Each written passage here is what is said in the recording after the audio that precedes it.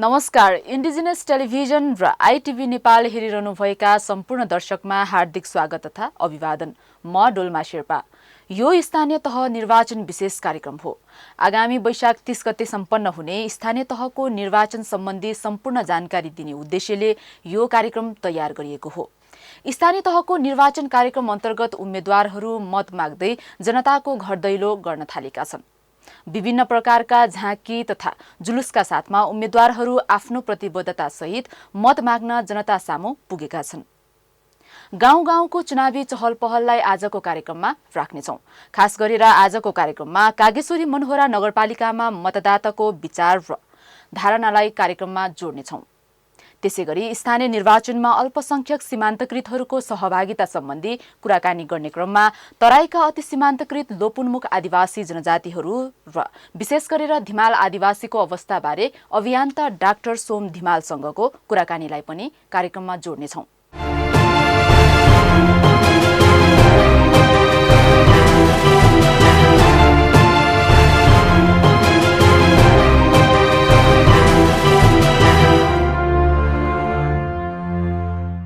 नेपालको संविधान जारी भएपछि गठन हुन लागेको जनताको घर दैलोको सरकार स्थानीय सरकारको दोस्रो निर्वाचनका लागि आगामी वैशाख 30 गते निर्वाचन हुँदैछ। कुल 35,221 पद मध्ये 353 जना उम्मेद्वार निर्विरोध निर्वाचित भएका छन्। यसमध्ये 123 जना नेकपा एमालेका छन् भने नेपाली कांग्रेसका 101 जना, माओवादी केन्द्रका 54 जना, नेकपा एकीकृत समाजवादीका 6 जना, जनता समाजवादी पार्टीका 2 जना, नेमा किपाका 2 जना, राष्ट्रिय प्रजातन्त्र पार्टीका 2 जना, लोकतान्त्रिक समाजवादी र राष्ट्रिय जनमुक्ति पार्टीका 1 जना निर्विरोध भएका छन्। निर्विरोध निर्वाचित हुनेहरूमा 3 जना गाउँपालिकाका अध्यक्ष र 4 जना उपाध्यक्ष छन्। निर्वाचन आयोगका अनुसार निर्वाचनमा 34 जना स्वतन्त्र उम्मेद्वार निर्विरोध भएको जनाएको छ। आयोगले जनाए अनुसार सबैभन्दा धेरै स्थानमा दलित उम्मेद्वार निर्विरोध भएका छन्, तर 170 दलित सदस्यका लागि कुनै पनि मनोनयन दर्ता हुन सकेन। यो प्रसङ्गपछि काठमाडौँको कागेश्वरी मनोहरातर्फ लागौं, जहाँ अन्यन्त्रजै चुनावी अभियान चलिरहेको छ। सबैभन्दा पहिले त्यहाँको उम्मेद्वारको अवस्थाबारे स्थानीय निर्वाचन अधिकृतको यो भनाई हेरौं। नमस्कार, म शारदा राउत। म यहाँ कागेश्वरी मनोहरा नगरपालिकाको निर्वाचन अधिकृतको रूपमा खर्चिएर यहाँ आएको छु। हामी अस्ति लगभग यहाँको नगरपालिकाको उम्मेदवारी दर्ता पनि भइसकेको छ हैन। कतिजनाले चाहिँ उम्मेदवारी दर्ता दिनुभयो, खुल्लाबाट कतिजना आउनु भएको छ, स्वतन्त्रबाट भनौँ कतिजना आउनु भएको छ र अरू पार्टीगत रूपमा कसरी आउनु भएको छ? हजुर, हाम्रो चाहिँ यहाँ 7वटा पार्टीले उम्मेदवारीको अन्तिम नामावली कायम गरेका छन् हैन।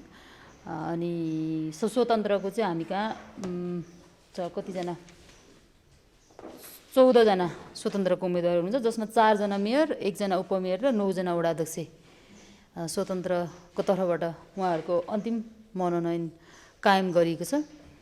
अनि हामी कहाँ चाहिँ जम्मा कायम रहेका स्वतन्त्र र राजनीतिक दलहरूको तर्फबाट समेत गरेर 213 जना को हामी कहाँ यहाँ प्रतिस्पर्धा रहेको छ।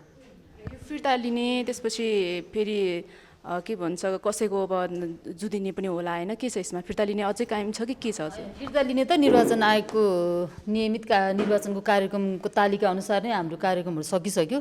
फिर्ता लिने, दाबी विरोध, उजुरी छानबिन यी सबै कार्यक्रम सकिएर हिजो हामीले यो अन्तिम नामावलीमा मतदाता उम्मेदवार कायम रहेकाहरूलाई चुनाव चिन्ह पनि हामीले प्रदान गरिसक्यौँ र हामी लगभग चुनावको यो नियमित सेड्युलमा भएको अनुसार हामीले कामहरू गरिरहेर सम्पन्न गर्दै पनि गरेका छौँ।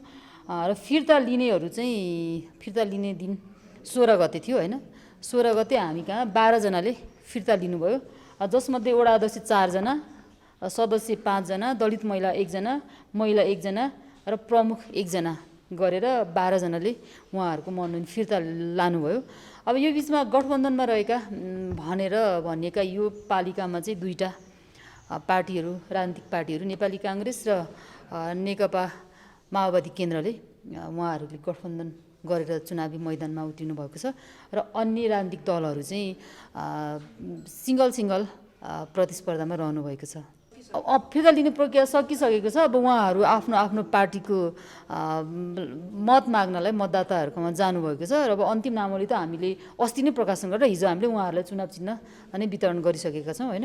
अब अन्तिम नामावली अनुसारै मैले भनेको अघि कायम रहेका हामी कहाँ चाहिँ प्रमुख 10 जना, यो चाहिँ मैले स्वतन्त्र र राजनीतिक दलहरू सहित भनेको है। प्रमुख हामी कहाँ 10 जना हुनुहुन्छ, उपप्रमुखको उम्मेदवार 7 जना हुनुहुन्छ, वडा अध्यक्ष 48 जना हुनुहुन्छ, महिला सदस्य 37 जना, दलित महिला सदस्य 34 जना र खुल्ला सदस्य या 2 जना हुने व्यवस्थामा चाहिँ 77 जना गरेर 213 जना चाहिँ अहिले चुनावी मैदानमा हुनुहुन्छ।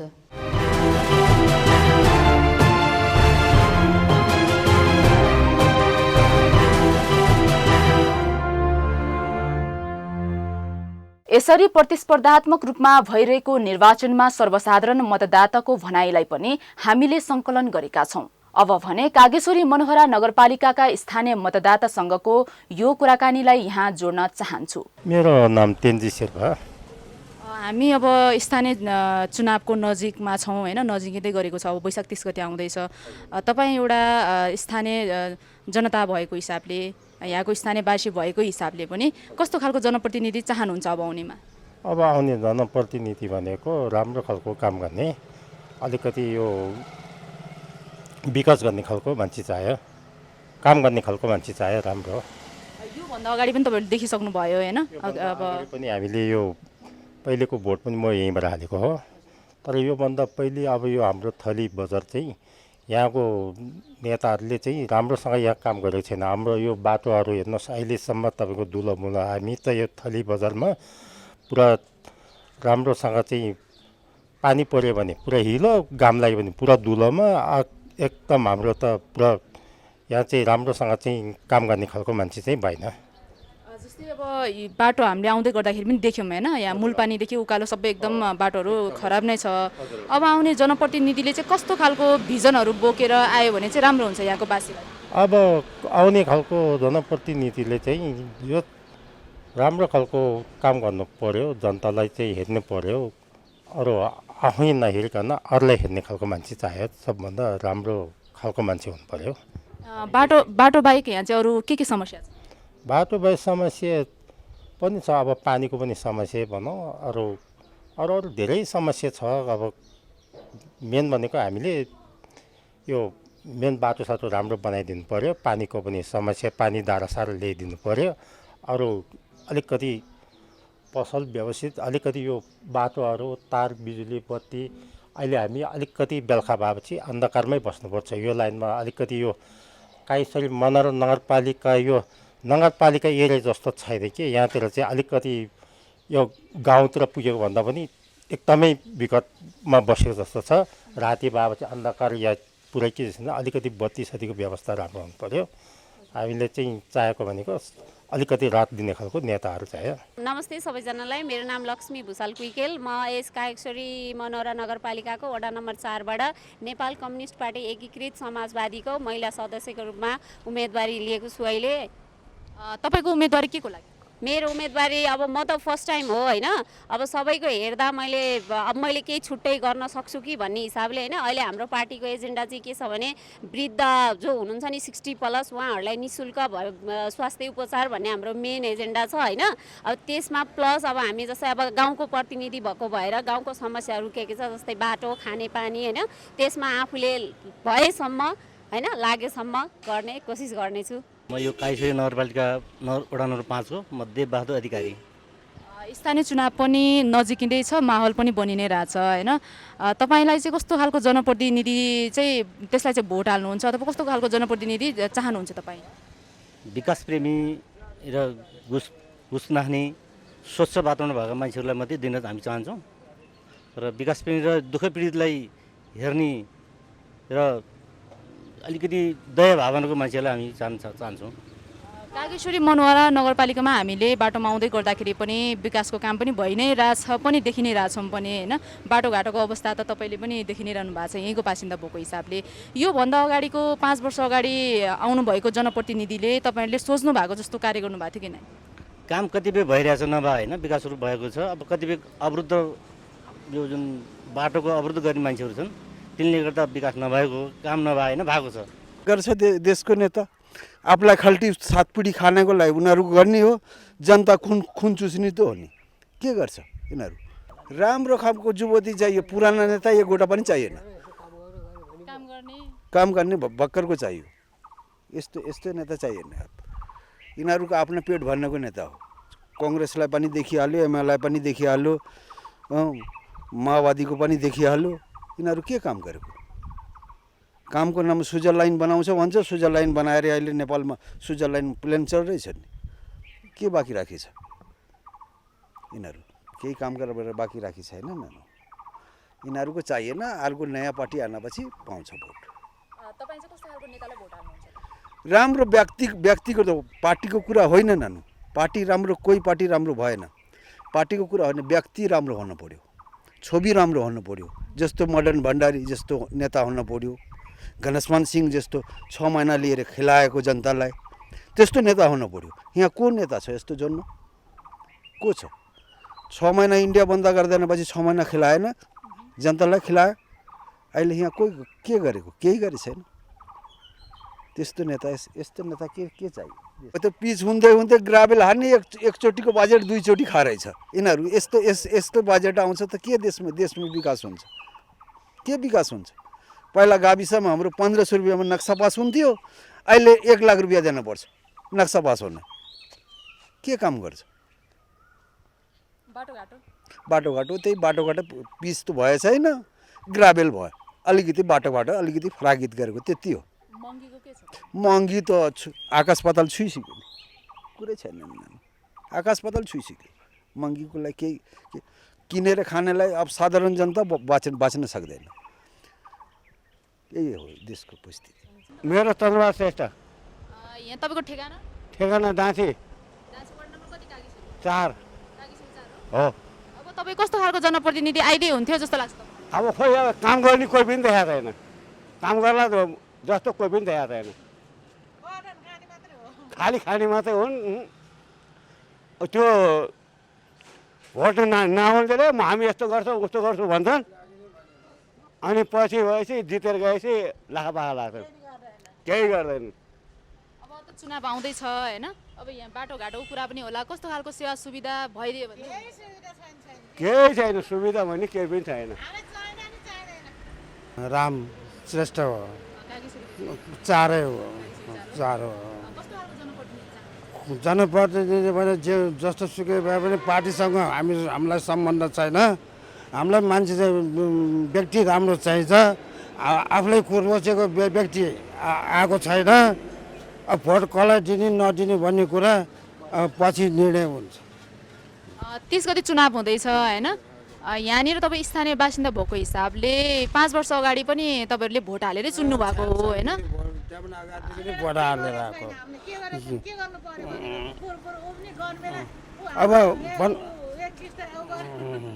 अब काम गर्ने मान्छे भनेको सबैको अब भनौँ न राय सल्लाह लिएर कहाँ के गर्नुपर्छ भन्ने मान्छे कोही आउँदैन। चुनाव अगाडि चाहिँ यो यहाँ गर्छु उहाँ गर्छु भनेर हात जोड्न आउँछ हामीलाई।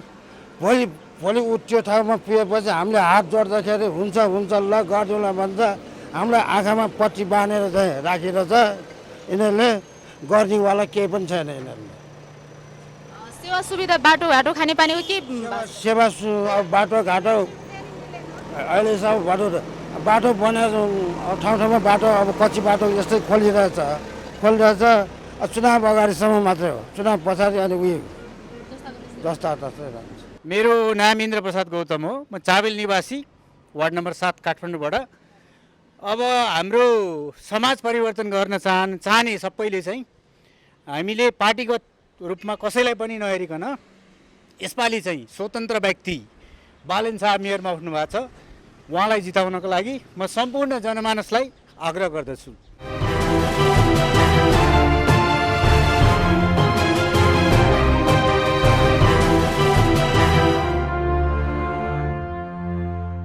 यसपटकको स्थानीय तहको निर्वाचनमा उम्मेद्वारहरूको समावेशीकरण एक बहसको विषय बनेको छ।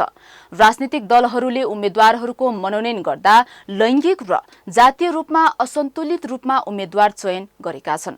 खास गरेर कम संख्यामा रहेका अति सीमान्तकृत लोपोन्मुख आदिवासीहरू मनोनयनमा परेका छैनन्।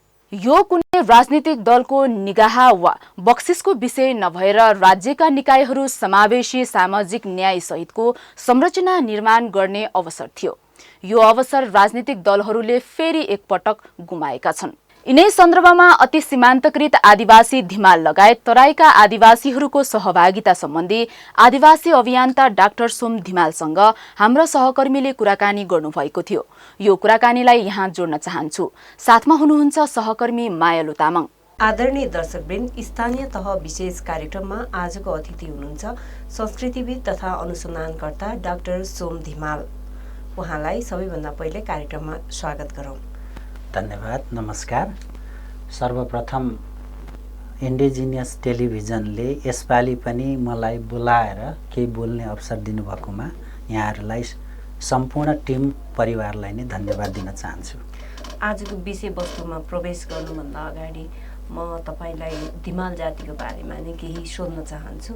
धिमाल जाति भनेको चाहिँ कस्तो खालको जाति हो? अब यो धिमाल भन्दाखेरि चाहिँ विशेष गरेर हामी अहिलेसम्मको अध्ययन अनुसन्धानले पत्ता लागे अनुसार किराँती समुदायभित्रकै एउटा समूह हो भन्ने आइराखेको छ अहिलेसम्मको अध्ययनले। विशेष गरेर किराँतीभित्रकै एउटा, अब यसमा मिथकहरू धेरै छन्। त्यो मिथकमा चाहिँ के हुन्छ भन्दाखेरि माथिबाट अब लडाइँको बेलामा तल झर्दाखेरि तलतिरै बसेको एउटा किराँती दाजुभाइहरूको भित्रको चाहिँ एउटा धिमाल हो भन्ने कुराहरू आउँछ।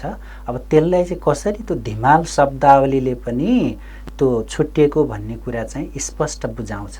जस्तै धीको अर्थ चाहिँ धिमालमा चाहिँ यसो ठेल्ने अथवा छुट्टिने भन्ने हुन्छ भने मालको अर्थ समथर भूभाग। किराँती दाजुभाइहरूबाटै उहिले धेरै अगाडि नै छुट्टिएर तराईको समथर भूभागमा आएको समुदाय नै धी प्लस माल धिमाल भएको हो भन्ने खालको कुराहरू छ।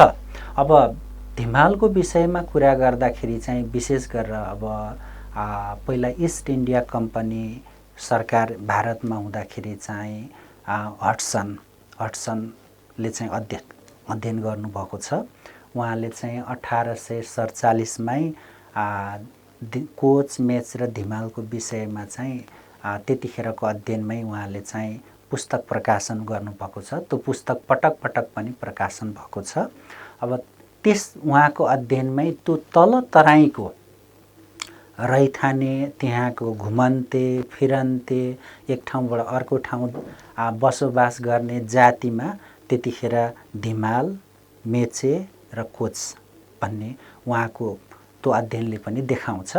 अब यो धिमाल त्यही अध्ययनलाई आधार मानेर पनि अब यो निर्वाचित सरकारहरू जुन स्थानीय निर्वाचनबाट निर्वाचित पदाधिकारीहरूको सरकार, यो अहिले नेपालको संविधानमै एउटा कुरा के तोकिएको छ भने नेपालको संविधान 2072 को धारा 57 को उपधारा 2, धारा 214 को उपधारा 2 र धारा 226 को उपधारा 1, अनुसूची 8 को बुँदा नम्बर 6 र 13 मा चाहिँ स्पष्ट रूपमा चाहिँ स्थानीय निकायले गर्न सक्ने अधिकारहरू प्रावधान गरिएको छ। त्यही प्रावधानमा बसेर पनि के भन्छ भन्दा त्यो धाराहरूले आदिकालबाट बसोबास गर्दै आएका जाति वा समुदाय, त्यस समुदायले त्यस ठाउँको मानव सभ्यता निर्माणमा योगदान गर्दै आएका छ भने ती जाति अथवा समुदायलाई प्रथम जाति अथवा पहिलो नागरिक, फर्स्ट सिटिजन घोषणा गर्न सक्ने प्रावधान पनि संविधानले दिएको छ। त्यही प्रावधानमा बसेर चाहिँ धिमालहरूलाई 4 वटा नगरपालिकाले पहिलो नागरिक घोषणा गर्यो। त्यसमा पहिलो सुरुमा दमक नगरपालिकाले चाहिँ उसको निर्वाचित पदाधिकारीहरूको पहिलो बैठक जुन चाहिँ 2074 साल असोज 30 गते सोमबार दिन बसेको थियो, त्यो बसेको पहिलो बैठकले नै धिमाललाई चाहिँ फर्स्ट सिटिजन अथवा प्रथम जाति भनेर घोषणा गर्यो। त्यसपछि पथरी शनिसरी नगरपालिकाले चाहिँ तेस्रो उसको नगर सभाको विस्तारित बैठकले चाहिँ यो 75 साल असार 29 गते शुक्रबारका दिन चाहिँ धिमाललाई त्यहाँ पनि पहिलो नागरिक घोषणा गर्यो। त्यसपछि त्यही प्रावधानमा बसेर चाहिँ बेलबारी नगरपालिकाले पनि 2075 साल फागुन 30 गते बिहिबारका दिन धिमाल प्रथम जाति घोषणा तथा अभिनन्दन समारोह एउटा ठुलो कार्यक्रम गरेर धिमाललाई पहिलो जाति भनेर घोषणा गर्यो। र अहिले भर्खरै अहिले उर्लाबारी नगरपालिकाको 7औं साधारण सभाबाट पनि 2078 साल असार 31 गते बिहिबारका दिन चाहिँ त्यही उर्लाबारी नगरपालिकाभित्र पनि धिमाललाई पहिलो नागरिक भनेर घोषणा गरे। यसरी हेर्दाखेरि धिमाललाई स्थानीय निकाय स्थानीय सरकारले चाहिँ पहिचान गर्ने र केही स्वायत्तता दिने केही अधिकार दिने कुराहरू चाहिँ सुरुवात भएको पाइन्छ। जुन अहिले 4वटा नगरपालिका कुरा हजुरले यहाँ गर्नुभयो, हजुर हामीले चाहिँ धिमालको थाकथलो चाहिँ कुन हो भनेर प्रष्टै भन्नु पर्दा चाहिँ झापा हो भनेर भन्न सकिन्छ कि सकिन्न? किनभने हामीले सुनेको अनुसार झापा पनि भयो। अब आदिवासीबाट नेपाल सरकारले आदिवासी सूचीकृत गर्नलाई पनि एउटा सूचक पनि चाहिन्छ हैन? त्यसको लागि निश्चित सूचक पनि चाहिन्छ। आफ्नो थाकथलो कहाँ हो भन्ने प्रश्न हुनुपर्छ। हजुर धन्यवाद। यसमा चाहिँ कस्तो छ भन्दा नेपाल सरकारको स्थानीय प्रतिष्ठान ऐन 2058 मै त्यसले चाहिँ आदिवासी को हुन् भनेर त्यसमा सूचीकृत गर्ने, कसलाई आदिवासीमा राख्न सकिन्छ, कुन क्राइटेरिया गर्दा आदिवासी हुन्छ भन्ने स्पष्ट त्यो प्रतिष्ठानको नियमावलीमा छ। त्यसमा आदिवासी को हुन् भन्ने कुरामा विशेष गरेर आफ्नै संस्कृति भएको, आफ्नै थाकथलो भएको, आफ्नै भाषा परम्पराहरू भएको, आदिकालबाट आफू चाहिँ हामी भन्ने भावना भएको, आदिवासीमा चाहिँ हामी भन्ने भावना भएर अगाडि बढेको र वर्णाश्रम भन्न त्यो चाहिँ वर्णभित्र अहिले क्षेत्रीय भने हिन्दू धर्मको वर्णाश्रमभित्र नपर्ने जाति नै आदिवासी भनेर त्यसले क्राइटेरिया उल्लेख गरेको छ। अब हाम्रो धिमालको बसोबास क्षेत्रलाई कुरा गर्नुहुन्छ भने पूर्वमा चाहिँ हामीले अध्ययन गरेको टिस्टासम्म, टिस्टा नदी अब हडसनको अध्ययनमै टिस्टा नदीदेखि पश्चिमपट्टि, यता पश्चिममा चाहिँ कोशी नदीदेखि पूर्वपट्टि र हुलाकी राजमार्ग भन्ने त्यहाँ बिचमा छ। त्यो हुलाकी राजमार्गदेखि उत्तरपट्टि र चुरे पहाडको चाहिँ मुनि त्यो बिचको क्षेत्र नै हाम्रो विशेष गरेर धिमालहरूको चाहिँ घुम्ने फिर्ने चर्ची खाने ठाउँ हो भन्ने अध्ययनले स्पष्ट पारेको छ। अब जिल्लाको कुरा गर्नुहुन्छ भने चाहिँ अहिले अब झापा, मोरङ, सुनसरी त्यो चाहिँ परम्परागत पहिलेबाट त्यहाँ बसोबास गर्दै आएका जिल्ला हुन्। पछि अब माइग्रेसन भएर त अहिले काठमाडौँमा पनि बसोबास छ, नेपालगञ्ज बाँकेतिर पनि बसोबास छ, इलामको चुलाचुली गाउँपालिकामा पनि त्यहाँ पनि बसोबास छ। त्यो चाहिँ पछाडि हो। विशेष गरेर चाहिँ झापा, मोरङ, सुनसरी नै भन्न सकिन्छ। अहिले झापा, मोरङ, सुनसरी लगायत अहिले हजुरले भन्नुभयो माइग्रेन्ट भएर काठमाडौँ पनि आउनु भएको छ। अहिले सबै क्षेत्रको गरेर चाहिँ धिमाल जातिको जनसङ्ख्या चाहिँ कति छ तपाईँको डाटामा? यसमा चाहिँ अब यसपालिको तथ्याङ्क त आउनु बाँकी नै छ 2078 को, तर 2068 को अथवा सन् 2011 को तथ्याङ्कलाई हेर्ने हो भने अब त्यो चाहिँ सानो आकार छ, 26,298 मात्रै जनसङ्ख्या छ। अहिले अब स्थानीय तह निर्वाचन विशेष कार्यक्रममा हामी भएको भएर अहिले माहौल पनि स्थानीय तह निर्वाचनकै छ हैन? यो निर्वाचनको कुरा गर्दाखेरि चाहिँ अब अल्पसंख्यकहरूको सहभागिता र पहुँचकै सवाल भइरहेको छ। अहिले चाहिँ हामी अल्पसंख्यक मध्येको एक भन्छौँ धिमाल जाति पनि। अनि अहिलेको स्थानीय तह निर्वाचनमा चाहिँ धिमाल जातिको सहभागिता कस्तो छ? अहिलेसम्म जुन उम्मेदवारी दिने काम पनि सकिसकेको छ, यो अवस्थासम्म आइपुग्दा चाहिँ धिमाल जातिको चाहिँ कतिजना जतिले चाहिँ उम्मेदवारी पाउनु भएको छ? तपाईँको केही रेकर्ड छ? म तपाईँलाई एउटा रिमाइन्ड के गराउँछु भन्दा सम्झना, पञ्चायत कालमा धिमालहरू धेरै समावेशी हुनुहुन्थ्यो। प्रधान पञ्च, उपप्रधान पञ्च मैले अध्ययन गरेको छु। धिमाल इतिहास भाग 1 लेख्ने सिलसिलामा मैले अध्ययन गर्दाखेरि त्यतिखेरको अध्ययनमा चाहिँ धेरै धिमालहरू प्रधान पञ्च उपप्रधान पञ्च वडाध्यक्ष सदस्यहरू बन्नुभएको छ। तर अहिले यो बदलिदो परिवेशलाई हेर्दाखेरि चाहिँ त्यसलाई पञ्चायतकाल भन्दा पनि अहिले समावेशी चाहिँ छैन जस्तो लाग्यो मलाई। यसपालिको समावेशीको कुरा तपाईँले निर्वाचनको कुरा गर्नुभयो। अब मेजर पोस्टहरू जुन प्रमुख, नगर प्रमुख, उपप्रमुख अथवा गाउँपालिका अध्यक्ष उपाध्यक्ष पाउनुपर्ने ठाउँमा त्यहाँ खासै त्यस्तो धिमालहरूलाई चाहिँ पार्टीले अब 4-4वटा नगरपालिकाले पहिलो जाति घोषणा गर्दा पनि त्यही नगरपालिकाभित्र पनि धिमाललाई चाहिँ राम्रो पोस्टमा उम्मेदवार उठाएन। यो चाहिँ नाजुक छ स्थिति हेर्दाखेरि। यसमा मैले चाहिँ विशेष गरेर मैले यहाँ टिपोट गरेको छु। जस्तै जसपाबाट उर्लाबारी नपा वडा नम्बर 2बाट चाहिँ मातृका धिमाललाई वडाध्यक्षमा उठाएको छ।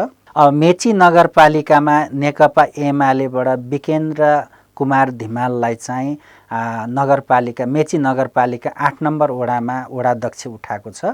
अब उर्लाबारी नगरपालिकामा नेकपा एमालेबाट 4 नम्बर वडाबाट चाहिँ लक्ष्मीनारायण धिमाललाई वडाध्यक्ष उठाएको छ। त्यस्तै गरेर एउटा गाउँपालिकाले चाहिँ अध्यक्षमा उठाएको छ, त्यो चाहिँ कानेपोखरी नेकपा माओवादी यो कानेपोखरी गाउँपालिकाबाट चाहिँ सूर्यबहादुर धिमाललाई चाहिँ उहाँलाई चाहिँ अध्यक्ष गाउँपालिकाको अध्यक्षमै सिट दिएको छ। त्यसै गरेर माओवादीले नै त्यसको अर्को अनिल धिमाललाई पनि त्यही वडा नम्बर 5 को चाहिँ वडाध्यक्ष त्यही कानेपोखरी गाउँपालिकामै दिएको छ। तर बेलबारीबाट चाहिँ पहिला चाहिँ रुक्मिनी धिमाल ज्यूलाई चाहिँ उहाँलाई चाहिँ उपमेयरमा दिएको थियो, उपप्रमुखमा। तर यसपालि नदिएको कारणले गर्दा उहाँले चाहिँ म जित्ने बेलामा चाहिँ नदिने, हार्ने बेलामा चाहिँ मलाई दियो, यो मेरो उम्मेदवार छोड्दिनँ भनेर बागी उम्मेदवार भए पनि उहाँ नेपाली काङ्ग्रेसका हुनुहुन्छ। तर उहाँले रुक्मिणी धिमालले चाहिँ बेलबारीमा चाहिँ उपप्रमुखमा दिनुभएको छ। त्यस्तै गरेर मेची नगरपालिका वडा नम्बर 12बाट चाहिँ नरेन्द्र धिमाललाई चाहिँ वडाध्यक्षमा दिएको छ। अब त्यसै गरेर राष्ट्रिय प्रजातन्त्र पार्टीले यो पथरी शनिश्चरी नगरपालिका 6 मा चाहिँ महिला सदस्यको रूपमा चाहिँ अनुमाया धिमाललाई चाहिँ महिला सदस्य दिएको अवस्था छ। नेपाली काङ्ग्रेस उर्लाबारी नगरपालिकामा वडा नम्बर 8बाट चाहिँ सविता धिमाल, जो चाहिँ यो इन्डिजिनियस टेलिभिजनमा पनि उहाँ आबद्ध हुनुहुन्थ्यो, उहाँलाई चाहिँ महिला वार्ड सदस्यको रूपमा यसपालि नेपाली काङ्ग्रेसले दिएको छ। त्यस्तै गरेर पथरी शनिश्चरी वडा नम्बर 6बाट ज्ञानीमाया धिमाललाई चाहिँ महिला सदस्यको रूपमा चाहिँ नेकपा एमाले उठाएको छ। त्यस्तै गरेर नेकपा एमाले उर्लाबारी नगरपालिका वार्ड नम्बर 3बाट चाहिँ ज्योति धिमाललाई चाहिँ महिला सदस्यको रूपमा उठाएको छ। त्यस्तै गरेर अब उर्लाबारी नगरपालिका वडा नम्बर 3बाट चाहिँ ऋषिराम धिमाललाई चाहिँ नेपाली काङ्ग्रेसको तर्फबाट चाहिँ वडा सदस्य उठाएको छ। अर्को चाहिँ एकीकृत समाजवादी पार्टी, अहिले नेकपा एकीकृत समाजवादी पार्टीबाट चाहिँ मेची नगर वडा नम्बर 8बाट चाहिँ पूर्णबहादुर धिमाललाई वडाध्यक्ष उठाएको छ। अहिलेसम्म देखिएको म चाहिँ अब पत्रकारितैभित्र पनि काम गर्ने, गोर्खापत्र को धिमाल भाषा पृष्ठलाई नै संयोजन गर्ने हुँदाखेरि अहिलेसम्मको पाएको अपडेट चाहिँ यति धिमालको पाइन्छ। तपाईँले यो अपडेट राख्दै गर्नु हुँदाखेरि नै मलाई फेरि सोध्न मन लाग्यो। हुन त अघि नै पञ्चायतकालको कुरा हजुर जोडिसक्नु भएको छ, पनि पञ्चायतकालीन निर्वाचनको पद्धति र अहिलेको जुन अब बहुदलीय व्यवस्था आइसकेपछि चाहिँ धिमाल समुदायको पहुँच र सहभागिताको स्थिति चाहिँ कस्तो छ? पञ्चायतकालमा कुरा गर्नुभयो भने पञ्चायतकालमा त्यतिखेर अब धिमालहरू चाहिँ त्यहाँको रहिथाने, त्यहाँको स्थायी बसोबास गर्ने हुँदाखेरि त्यतिखेरका जति पनि पार्टीहरू, नेपाली काङ्ग्रेस भनौँ, अब कम्युनिस्टहरू भनौँ, उहाँहरूको बस्ने खाने ठाउँ भनेको त्यतिखेरको तल ओर्लिँदा धिमालहरू गाउँमा जाँदा माझीवाराङको घर हुन्थ्यो। माझीवाराङ भनेको त्यहाँको चाहिँ मुख्य नायके, हाम्रो धिमालकोमा चाहिँ एउटा मुखिया परम्परा भने जस्तो मुखिया चाहिँ माझी वराङ हुन्छ, उहाँकोमा बस्ने, उहाँकोमा खाने। त्यतिखेरको मैले चाहिँ अध्ययन पनि गरेको छु। धिमाल इतिहास भाग 1 निकाल्दाखेरि को प्रधान पञ्च थिए, को उपप्रधान थिए, वडाध्यक्ष थिए, त्यतिखेरको लामो लिस्ट छ त्यो धिमाल इतिहास भाग 1 मा। त्यतिखेरको कुरा गर्दाखेरि चाहिँ धिमालहरू चाहिँ धेरै धिमालहरू चाहिँ प्रधान पञ्च, उपप्रधान पञ्च, वडाध्यक्ष सबै बनेका थिए। त्यो एउटा कारण चाहिँ त्यतिखेर के पनि हुनसक्छ भन्दा बस्नको लागि पनि त्यतिखेरको पार्टीहरू चाहिँ पदाधिकारी धिमालकोमा आउँथ्यो, त्यहीँ खाने, त्यहीँ बस्ने, त्यहीँ पार्टीको काम गर्ने। अनि बाहिरबाट आएको मान्छे अलिक कम भएकोले पनि होला त्यतिखेर अब धिमालले अवसर पायो र मुख्य पदहरू भनौँ न प्रधान पञ्च, उपप्रधान पञ्च चाहिँ धिमालले पाएको अवस्था थियो त्यतिखेरको पालामा। तर पछिल्लो समयमा चाहिँ माथि पहाडबाट झर्ने, जग्गा किन्ने, स्थायी बसोबास गर्ने, इन्डिया आसामतिरबाट आउने, स्थायी बसोबास गर्ने, भारततिरबाट आउने, स्थायी बसोबास गर्ने मान्छेको सङ्ख्या चाहिँ तराईमा एकदम बढेर गयो। त्यो बढेर जाँदाखेरि के भन्दा बिस्तारै हिजोको अवस्थामा त्यहाँको आदिवासी भूमिपुत्र रैथाने धिमालहरू चाहिँ बाहिरको मान्छेको आते जातेले गर्दाखेरि के भन्दा अल्पसङ्ख्यकमा पर्यो। अहिले जनसङ्ख्यामा अल्पसङ्ख्यक, अरू कुरामा अल्पसङ्ख्यक। अर्को कुरो चाहिँ धिमालहरूले चाहिँ आफूले आफ्नो समीक्षा गर्न सकेनन्। राजनीति समीक्षा, शैक्षिक समीक्षा, आर्थिक समीक्षा, पेसागत सरकारी पहुँचहरू त्यतातिर ध्यान दिएनन्। उनीहरू परम्परागत पेसामै रमाउने, खाने, कृषिमा अब शिकार खेल्ने, माछा मार्ने, यतैतिर उनीहरूको जिन्दगी चाहिँ रमाइलो भएको कारणले गर्दा त्यतै रमाउँदाखेरि उनीहरू शिक्षामा, पहुँचमा, अरूमा पछि परे। अहिले आउँदाखेरि कस्तो मान्छेलाई चाहिँ राजनीतिमा समावेश देखिन्छ भन्दा समग्र धिमाललाई हेर्दाखेरि जो हिजोको सामान्य अब पढे लेखेको बुढापाकाहरूलाई चाहिँ अहिले राजनीति पार्टीले समेटेको छ।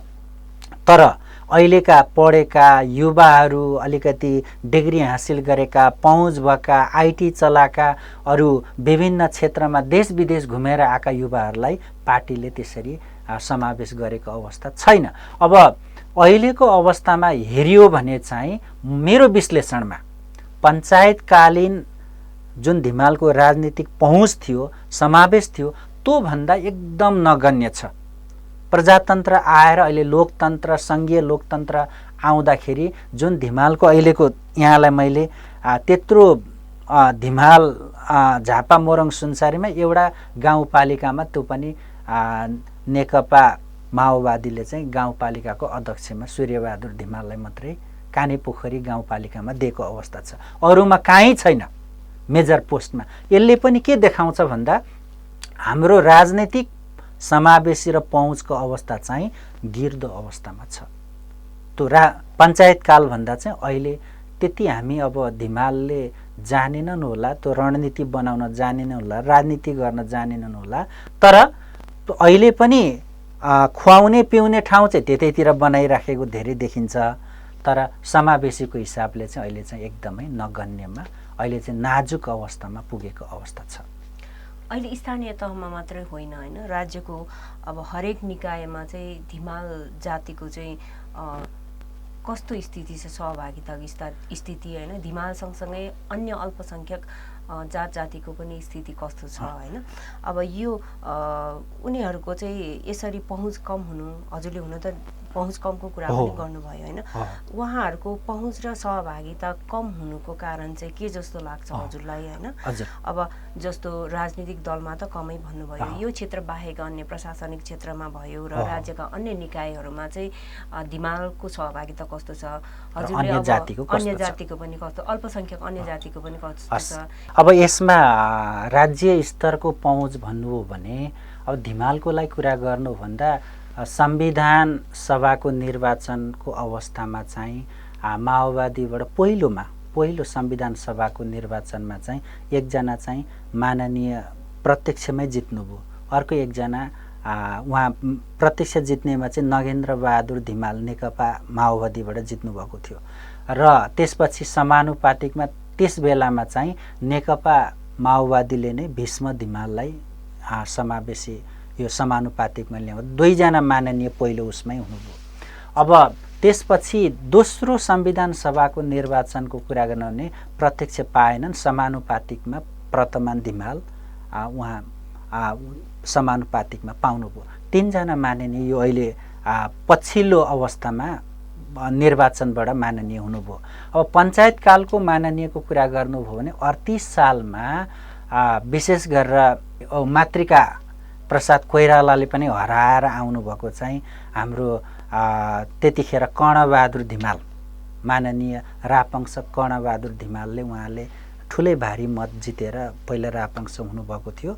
पछाडि उहाँलाई राजा ज्ञानेन्द्रको पालामा पनि अञ्चल प्रशासक पनि नबनाएको होइन, बनाएको हो। यसरी हेर्दा सांसदहरू त भएको देखिन्छ पछिल्लो, तर अहिलेको स्थानीय निकायमा चाहिँ गिर्द अवस्थामा देखियो। त्यो चाहिँ अब अन्य जातिको कुरा गर्नुभयो भने अन्य जातिमा पनि अहिले जसरी धिमालको अवस्था छ, अन्य राजवंशी भन्नुहोस्, छेउमा ताजपुरिया भन्नुहोस् अथवा गनगाई भन्नुहोस्, मेचे भन्नुहोस्, सन्थाल भन्नुहोस् अथवा उराउँ भन्नुहोस्, त्यो एरियामा बस्ने अन्य थारूको त अब जनसङ्ख्या ठुलो भएकोले थारूहरू चाहिँ मेरो विचारमा पश्चिमबाट, चितवनबाट, पश्चिम नेपालबाट धेरै समावेश हुनुहुन्छ होला। मोरङमा पनि थारूको जनसङ्ख्या राम्रै छ, त्यसले गर्दा थारूको त्यहाँ पनि राम्रै उम्मेदवारी देखिन्छ। थारू बाहेक अरूलाई हेऱ्यौँ भने नगण्य उम्मेदवारहरू जनसङ्ख्याको आकारलाई विश्लेषण गर्नु जति पाउनुपर्ने थियो नगण्य छ 1। अब किन यस्तो भयो त? अब राजवंशीको कुरा मसँग लिस्ट अलिकति भएकोले यहाँलाई यो कार्यक्रममा राजवंशीको पनि सेयर गर्छु। नेकपा एमालेको तर्फबाट राजवंशीले चाहिँ यसपालिको यो वैशाख 30 गते हुने निर्वाचनमा कसलाई उठायो भन्दाखेरि भद्रपुर नगरपालिका प्रमुखमा चाहिँ आशारू राजवंशीलाई उठाएको छ। गौरदह नगरपालिकामा उपप्रमुखमा जलवर्षा राजवंशी चौधरीलाई उठाएको छ। त्यसै गरेर झापा गाउँपालिकाको अध्यक्षमा चाहिँ गौरी शङ्कर राजवंशीलाई उसले नेकपा एमालेको तर्फबाट उठाएको छ। अब गठबन्धनको तर्फबाट अहिलेको जुन सरकारमा गठबन्धन पार्टीहरूले उठाएकोमा चाहिँ मेची नपा 14 वडामा चाहिँ सीता राजवंशीलाई सदस्यमा उठाएको छ। नेकपा माओवादीको तर्फबाट भद्रपुर नगरपालिका वडा नम्बर 4 मा वडाध्यक्षमा चाहिँ हंसधर राजवंशीलाई उठाएको छ। नेकपा माओवादीकै तर्फबाट चाहिँ कचन कवल गाउँपालिका वडा नम्बर 1 को वडाध्यक्षमा नारायण सिंह राजवंशी र वडा नम्बर 3 वडाध्यक्षमा लीलाधर राजवंशीलाई उठाएको छ। वडा नम्बर 6 त्यही गाउँपालिकाको वडा नम्बर 6 मा चाहिँ वडा सदस्यहरूमा रमन राजवंशी र तिलमणि राजवंशीलाई उठाएको छ। त्यस्तै गरेर नेकपा माओवादीको तर्फबाट हल्दीबारी गाउँपालिका झापामा चाहिँ वडा नम्बर 4 मा चाहिँ वडा सदस्य महिला वडा सदस्यमा चाहिँ रिना मेचेलाई उठाएको छ। त्यस्तै गरेर वडा नम्बर 4 मै वडा सदस्यमा साहेब सोरेन भनेको सन्थाललाई उठाएको छ। त्यस्तै गरेर जसपाबाट 12 नगरपालिका झापाबाट 2 नम्बर वडाध्यक्षमा चाहिँ रङ्गलाल राजवंशी र वडा 2 नम्बरको वडा सदस्यमा चाहिँ नरेश राजवंशी र अर्को चाहिँ प्रेम राजवंशीलाई पनि सदस्यमा उठाएको छ। यसरी केही हदसम्म राजवंशीलाई चाहिँ अलिकति नगर प्रमुख र उपप्रमुख गापा अध्यक्षमा पनि उठाएको देखिन्छ। तर यहाँ मेचेको हेर्दाखेरि मेचेको पनि अवस्था नाजुक छ। अब सन्थालको त झन् यहाँ सन्थालको 1 जना भने मेचेको 1 जना मलाई जानकारी भएको कुरा यहाँसँग सेयर गरेँ। यो किन रह्यो त भन्दाखेरि अब हामी आदिवासीहरू चाहिँ सोझो इमान्दार, पहिलादेखि नै सोझो एकदम इमान्दार, जे छ त्यसैमा सन्तुष्ट मान्ने, हामी शिक्षा भनौँ, स्वास्थ्य, रोजगार, अरू राज्यको पहुँचमा चाहिँ हामी त्यति ध्यान दिएको अवस्था छैन। किन भयो त यो? किन ध्यान पुगेन त हाम्रो आदिवासी यो अल्पसङ्ख्यक जुन झापा मोरङ सुनसरीमा बस्ने यी अल्पसङ्ख्यक जातिहरूको किन त्यहाँ ध्यान पुगेन भन्दा मुख्य कुरा त अहिले गरिबीले सताएको छ। सबै आदिवासीहरूलाई गरिबीमा परिसकेका छन्। अर्को कुरो शिक्षामा चाहिँ हाम्रो परम्परागत सोच नै होला, त्यति शिक्षामा अहिले पनि उच्च शिक्षाहरूमा पहुँच एकदम नाजुक छ। मेरै समुदायको कुरा गर्नुभयो भने मैले लगभग 13वटा गाउँको अध्ययन गरेर आएको छु। ब्याचलर गर्नेहरू 3-4 जना छन्। ब्याचलर गर्नेहरू 10 कक्षासम्म पढ्ने, स्कुल जाने अनिवार्य, 10 कक्षासम्म पढ्दै 12 क्लाससम्म पढ्ने, पास भए पनि विदेश जाने, फेल भए पनि विदेश जाने।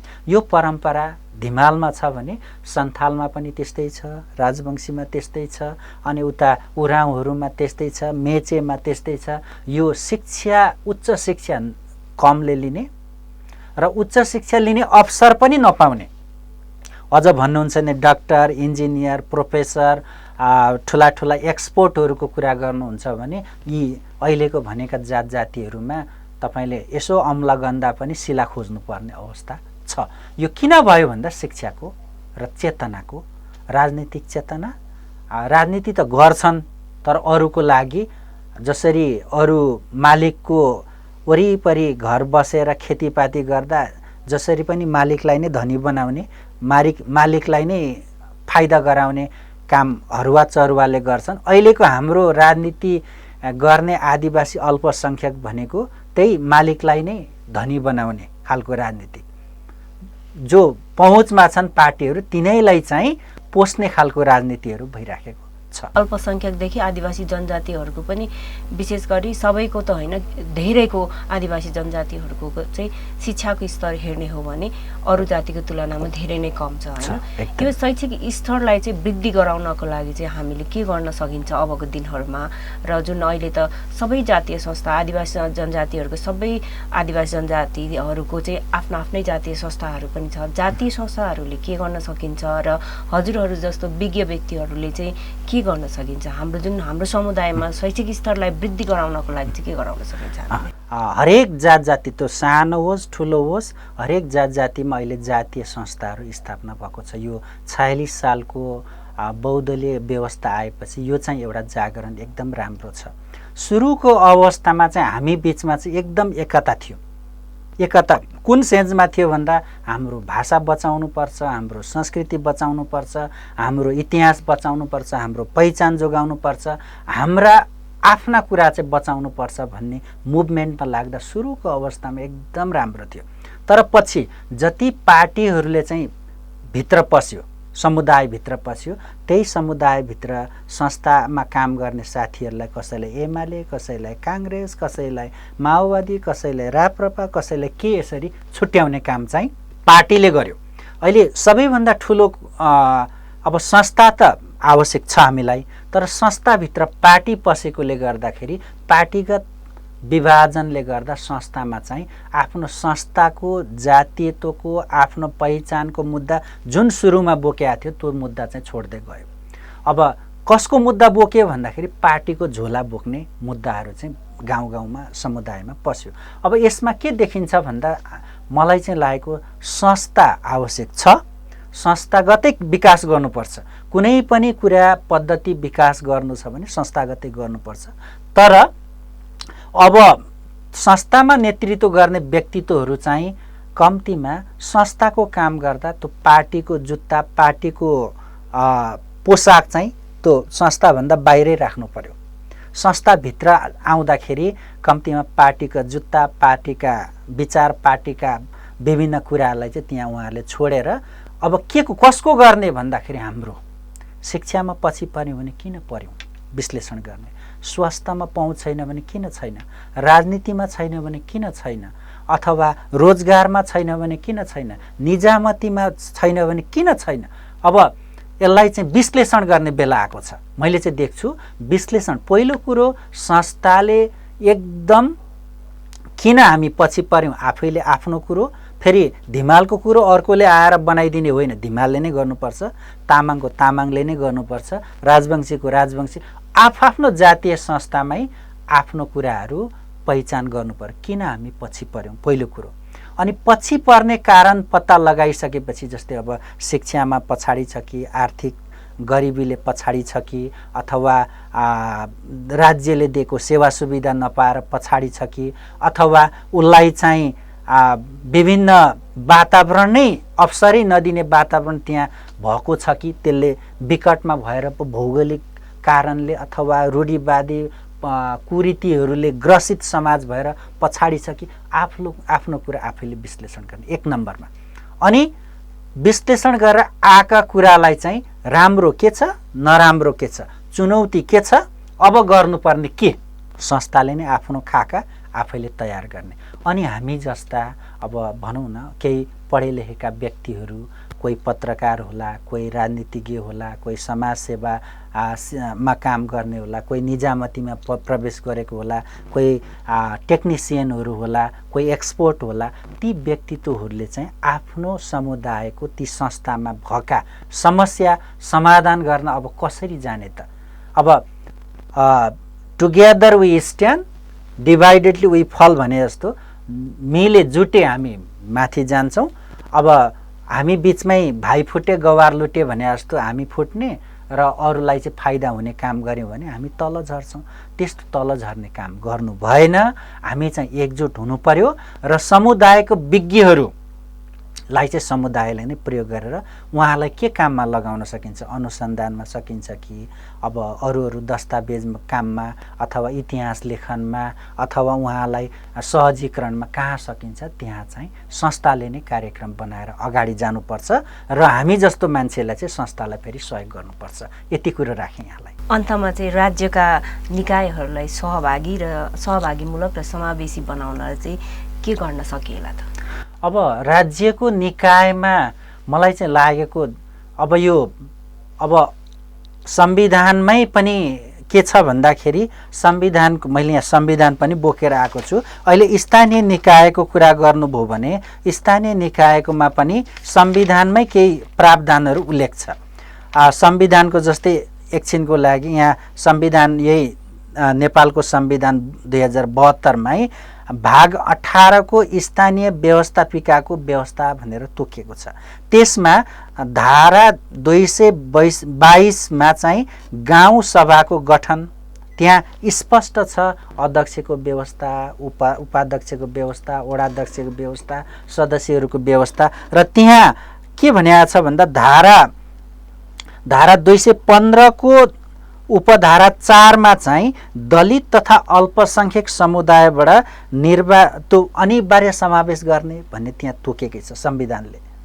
अनि त्यस्तै गरेर नगर सभाको गठन चाहिँ 223 धारा 223 मा चाहिँ नगर सभाकोमा पनि त्यही कुरा। त्यसमा चाहिँ धारा 216 को उपधारा 4 मा चाहिँ दलित वा अल्पसंख्यकलाई अनिवार्य समावेश गर्ने भनेर त्यहाँ तोकेको छ। एउटा संविधानले पनि तोकेको काम स्थानीय पार्टीहरूले जो पार्टीका नेतृत्व तहमा छन् चाहे त्यो स्थानीयको होस् राज्यको होस् अथवा केन्द्रको होस् तिनै तहको सरकारमा पार्टी चलाउने व्यक्तिले यो संविधानका कुरालाई ख्याल गरेर समुदायलाई जो छुटेको छ भनौँ न राज्यको पहुँचमा आउन सकेका छैन उसलाई संविधानले दिएको धाराले तोकेको धारा प्रावधानको कुरा चाहिँ अनिवार्य लागू गर्नुपर्छ एक नम्बर। दोस्रोमा चाहिँ फेरि हामी जस्तै हामी आदिवासी अल्पसंख्यकहरू पनि हामी हाम्रो अधिकार खोजिराखेका छैनौँ। पार्टीले हैन तपाईँ बस्नुहोस् भन्छ, इमान्दारी छौँ सोझ छौँ, अब तपाईँ अब यसपालि नजाँदा हुन्छ भन्छौँ अनि हामी चाहिँ थपक्क हुन्छ भनेर हामी विद्रोह कहिले गर्न सक्यौँ। चाहिने कुरामा विद्रोह पनि गर्न सक्नुपर्छ। अधिकारको लागि चाहिँ अस्तित्वको लागि सङ्घर्ष गर्नु पनि हामीले सिक्नुपर्छ। जबसम्म हामी पार्टीमा हाम्रो अधिकारको लागि हरेक पार्टीभित्र चाहिँ हाम्रा जो पिएमहरू हुनुहुन्छ पार्टी मेम्बरहरू हुनुहुन्छ ती व्यक्तित्वहरूले आफ्नो पार्टीमा पनि आफ्नो अधिकारको लागि चाहिँ सङ्घर्ष गर्नुपर्छ। चाहे त्यो स्थानीयको लागि होस् प्रदेश तहको निर्वाचनको लागि होस् अथवा केन्द्रीय सांसदको निर्वाचनको लागि होस् त्यसमा चाहिँ आफ्नो अस्तित्वको लागि सङ्घर्ष दोस्रोमा गर्नुपर्छ। तेस्रो कुरो चाहिँ हामीले अघि मैले भने नि हाम्रोमा मैले चाहिँ लागेको चाहिँ के भन्दा अरू क्षेत्रीय ब्राह्मण समुदायहरूमा चाहिँ उहाँहरू चलाक हुनुहुन्छ। पार्टी जेसुकै होस्, आफ्नो मान्छे उठ्यो भने कसरी हुन्छ जिताउनको लागि उहाँहरू कसरत गर्न सक्नुहुन्छ। हामी चाहिँ हाम्रो दिमागमा चाहिँ आदिवासी अल्पसङ्ख्यकको दिमागमा चाहिँ पार्टीले कस्तो खालको एक खालको छाप हालेको छ भने तपाईँ पार्टीभन्दा तलमाथि 1 इन्च पनि जानुहुन्न। तपाईँ गयो कि पार्टीले कारबाही गर्नेछ, हामी कारबाही गर्नेमा डर मान्छौँ। अरू चाहिँ भोट हालेर जिताएर आफ्नो मान्छेलाई लगेको छ। हामी चाहिँ आफ्नो मान्छेलाई अब यो जुन समावेशी हुन सकेका छैन, ती समावेश नभएको जातीय समुदायहरूलाई मेरो विचारमा अन्य आदिवासीहरूले पनि हातमा हात साथमा साथ दिएर उहाँहरूलाई चाहिँ जिताउने प्रयास चाहिँ अर्को रणनीति हामीले खेल्न सक्नुपर्छ। समय जसरी चल्छ, परिस्थिति जस्तो छ, समयले जे मागेको छ त्यो अनुसार हामीले अगाडि बढ्न सकेनौँ भने अबको दिनमा झन् हाम्रो समावेशी राजनीति समावेशी देखिँदैन। त्यसले गर्दा मलाई लाग्छ रणनीति अलिकति बदल्नुपर्छ होला। धन्यवाद सर। हस्, धन्यवाद। स्थानीय तह विशेष कुराकानीमा हुनुहुन्थ्यो संस्कृतिविद तथा अनुसन्धानकर्ता डाक्टर सोम धिमाल। यो कुराकानीसँगै म पनि बिदा लिन चाहन्छु। नमस्कार।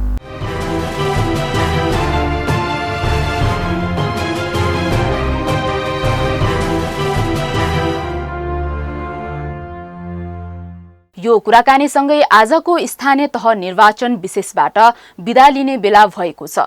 स्थानीय तहको निर्वाचन विशेषमा हरेक स्थानीय तहका नागरिकका आवाज र विचार प्रस्तुत गर्दै जानेछौँ।